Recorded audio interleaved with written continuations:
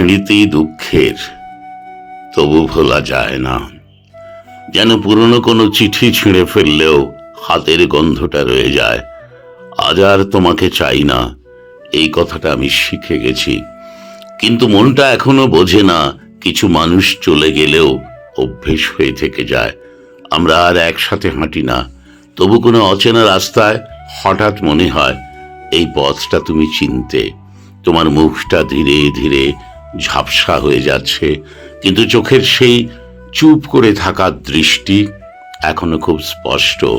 এই স্মৃতিগুলো সুখ দেয় না, শান্তি দেয় না, তবু এদের ছুঁড়ে ফেলতে পারি না, কারণ এদের ভেতরেই আমার সবচেয়ে সত্য অনুভূতিটা ছিল।